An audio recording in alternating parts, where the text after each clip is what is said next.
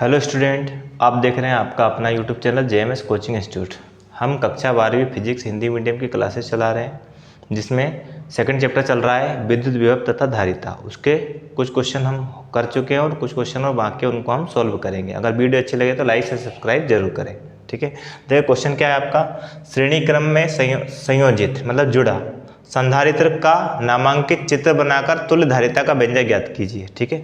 मतलब श्रेणी क्रम का मतलब क्या होता है, समांतर क्रम। श्रेणी क्रम मतलब एक निश्चित सीरीज में, मतलब अलग अलग बिंदुओं के बीच अगर अलग अलग बिंदुओं के बीच, है ना, अगर आपके संधारित्र जुड़े हुए हैं तो उसे श्रेणी क्रम बोलेंगे। और अगर दो या दो से अधिक संधारित्र अगर एक दो बिंदुओं के बीच जुड़े हुए हैं तो उसे कौन सा बोलते हैं अपन, समांतर क्रम बोलते हैं। तो ये देखो, ये एक बिंदु तो यहाँ से लेके यहाँ तक हो गया, एक के बीच ये जुड़ा है, फिर यहाँ से लेके यहाँ तक दूसरा बिंदु हो गया तो इनके बीच ये जुड़ा है, फिर यहाँ से लेके यहाँ तक तीसरा बिंदु होगा, इनके बीच ये जुड़ा है। तो इस तरह से अलग अलग बिंदुओं के बीच अगर जुड़े होते हैं तो उन्हें कौन सा क्रम कहते हैं, श्रेणी क्रम कहते हैं, ठीक है ना। तो देखिए आप, एक संधारित्र आपका C1 है, ठीक है ना, C1 है, उससे फिर दूसरा संधारित्र कौन सा जुड़ा है, C2, फिर तीसरा कौन सा जुड़ा है, C3, और इसका संबंध किससे, पृथ्वी से, है ना। प्रेरण की क्रिया क्या होती है, जब हम प्लस क्यू आवेश देते हैं तो पहला संधारित्र C1 है, उसकी प्लेट, पहली प्लेट पर धनावेश होगा और प्रेरण की क्रिया होगी तो दूसरी प्लेट के आंतरिक तल पर, है ना, इस तल पर तो ऋणावेश होगा और बाहर वाले तल पर धनावेश होगा। वो कहाँ चला जाएगा, प्लेट C2 की दूसरी पहली प्लेट में।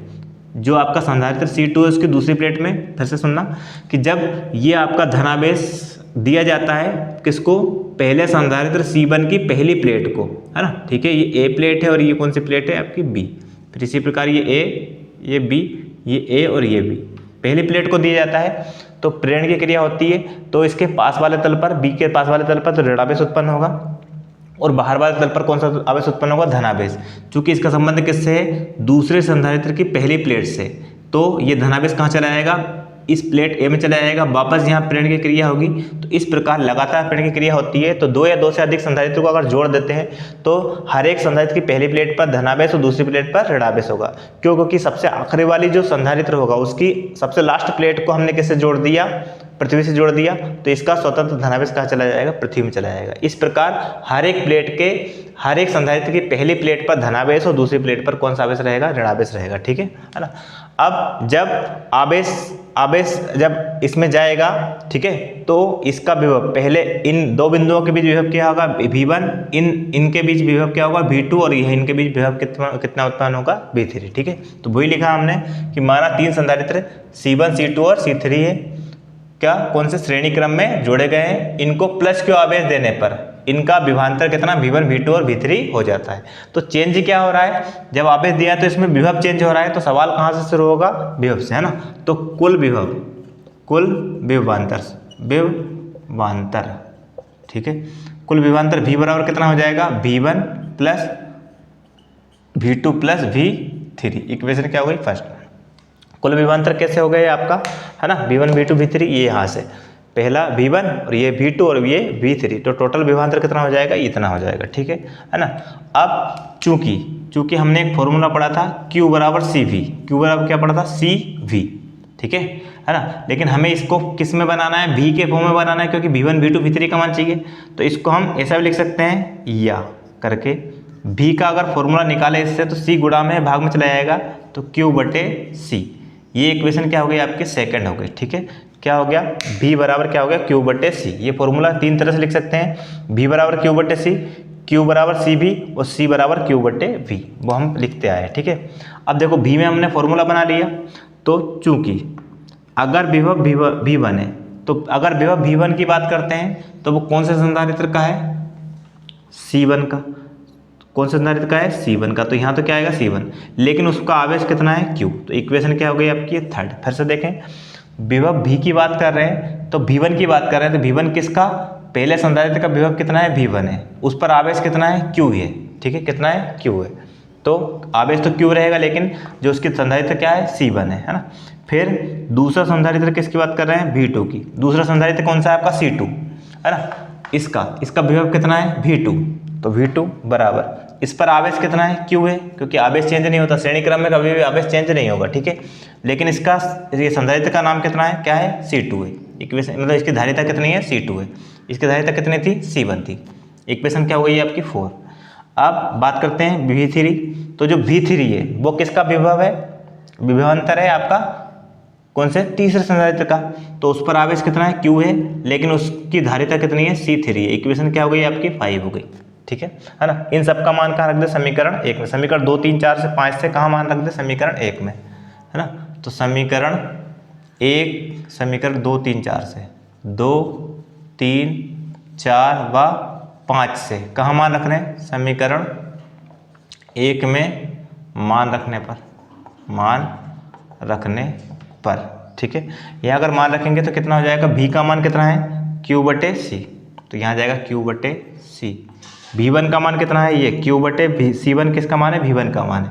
तो क्या जाएगा Q/C1 प्लस V2 का मान कितना है आपका, Q/C2, और V3 का मान कितना है, Q/C3। तो यहाँ जाएगा Q/C2 प्लस यहाँ जाएगा Q/C3।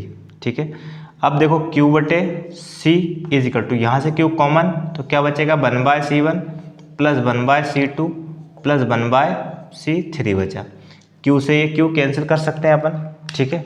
यहाँ से Q से Q कैंसिल, तो बचेगा कितना, यहाँ बचेगा 1/C is equal to 1/C1 plus 1/C2 plus 1/C3, है ना। ये आपका धारिता का व्यंजक आ गया, ठीक है। और इसकी इकाई क्या हो जाएगी, फेरड हो जाएगी, फेरड, ठीक है।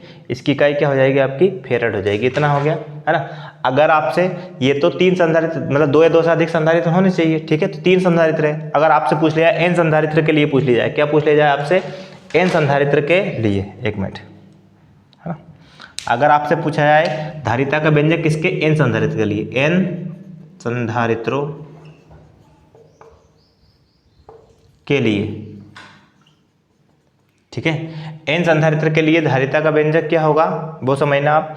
तो देखो यहाँ पर कितना हो जाएगा, देखो 1/C इज इक्वल टू 1/, ठीक है, ये आपका C1 है प्लस 1/C2 है, प्लस इस तरह से चलता जाएगा डेड डैश करके, प्लस 1/ कितना हो जाएगा, Cn हो जाएगा। कितना हो जाएगा, Cn, क्योंकि n संधारित्र के लिए क्या लग जाएगा यहाँ n, क्योंकि ये संधारित्र 2 3 4 n का मान कितना भी हो सकता है। इस तरह से n संधारित्रों के लिए हो जाएगा। और अगर आप n संधारित्रों के लिए चित्र बनाना चाहें तो यहाँ क्या कर सकते हो आप, ये बीच का यहाँ गायब करके और डेड डैश कर देना, ठीक है। इस तरह से आप कर सकते हैं, ठीक है। तो ये आपका कौन सा श्रेणी क्रम संधारित्र हो गया है आपका, है ना। नेक्स्ट देखते हैं समांतर क्रम संधारित्र। देखिए नेक्स्ट क्वेश्चन है आपका, संधारित्रों का समांतर क्रम संयोजन बताना है, नामांकित चित्र बनाना है और तुल्य धारिता का व्यंजक निकालना है। समांतर क्रम किस तरह से होता है, जब 2 या 2 से अधिक संधारित्र, श्रेणी क्रम में क्या था आपका, 2 या 2 से अधिक संधारित्र कौन से क्रम, 2 अलग अलग बिंदुओं के बीच जुड़े होते हैं तो श्रेणी क्रम कहलाता है। लेकिन अगर 2 या 2 से अधिक संधारित्र कितने, 2 बिंदुओं के बीच, देखो ये 3 संधारित्र जुड़े हैं, 2 से अधिक है, लेकिन कितने बिंदुओं के, A और B 2 बिंदुओं के बीच जुड़े हैं, तो इन्हें क्या कहेंगे, समांतर क्रम कहेंगे। मतलब इसमें कितने ही संधारित्र जुड़े थे लेकिन उनके किन दोनों बिंदुओं के बीच, A और B के बीच जुड़े होंगे, तो वो क्या कहलाएगा आपका, समांतर क्रम संधारित्र कहलाएगा, ठीक है ना। इसका संधारित्र पहला C1 है, दूसरा C2 और तीसरा C3 है। इनकी धारिताएं C1 C2 C3 है। आवेश कितना, Q1 Q2 Q3 है। कुल आवेश दिया Q। इस A पॉइंट पर आवेश कितने भागों में बढ़ जाएगा, 3 भागों में, है ना। Q1 आवेश किसका रहेगा, संधारित्र C1 का, Q2 किसका रहेगा, C2 का, और Q3 आवेश किसका रहेगा, C3 का रहेगा, ठीक है ना। उसी से हम आगे बढ़ते हैं। देखो आप, माना 3 संधारित्र C1 C2 C3 कौन से क्रम में, श्रेणी क्रम की जगह यहाँ क्या जाएगा आपका, समांतर क्रम। कौन से क्रम में, समांतर क्रम। समांतर क्रम या उसी को हम लिख सकते हैं पार्श्व क्रम, है ना, पार्श्व क्रम, ऐसा भी आ सकता है शब्द, ठीक है। दोनों का मतलब एक होता है। समांतर क्रम या पार्श्व क्रम में जोड़े गए हैं, उन पर आवेश कितना है, Q1 Q2 और Q3 है, और विभव कितना है, V है, ठीक है ना।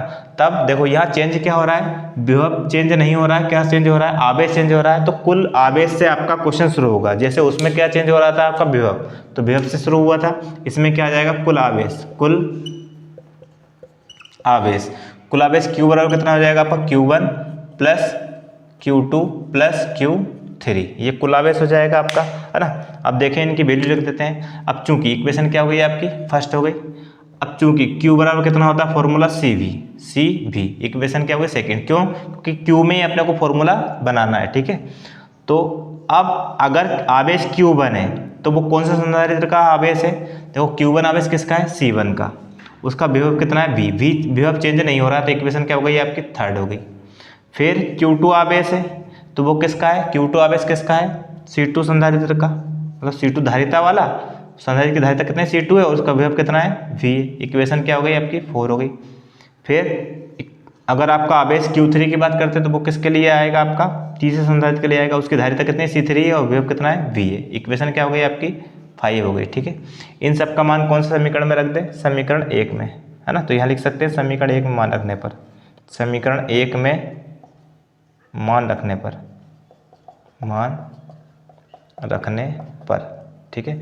समीकरण 1 में मान रखेंगे तो देखो Q का मान कितना है CV, तो यहाँ आ जाएगा CV is equal to Q1 का मान है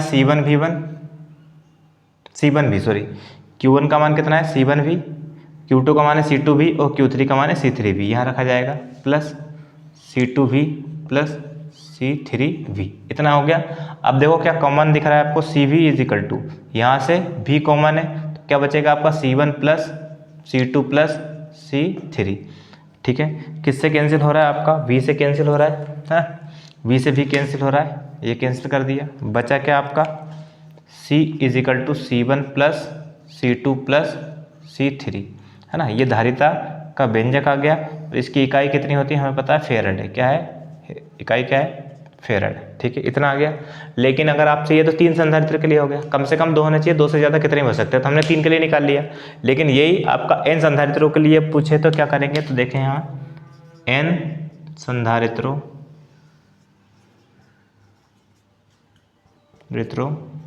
के लिए, n के लिए पूछे तो क्या हो जाएगा आपका C बराबर C1 plus C2 plus C3 plus dash dash करके आपका यहाँ प्लस लगाना है, यहाँ के लिख देना CN। क्यों, क्योंकि ये बढ़ रहा है, नंबर बढ़ रहा है क्या 1 2 3 4 5, तो यहाँ लास्ट में क्या जाएगा CN आ जाएगा। कितना आ जाएगा CN, किसके लिए निकाल रहे हैं N का मतलब अगर 4 के लिए निकाल रहे हैं तो ये C4 तक जाएगा फॉर्मूला, 5 के लिए निकाल रहे हैं तो C5 तक जाएगा। इस तरह से आपका n की वैल्यू बदलती जाएगी, है ना।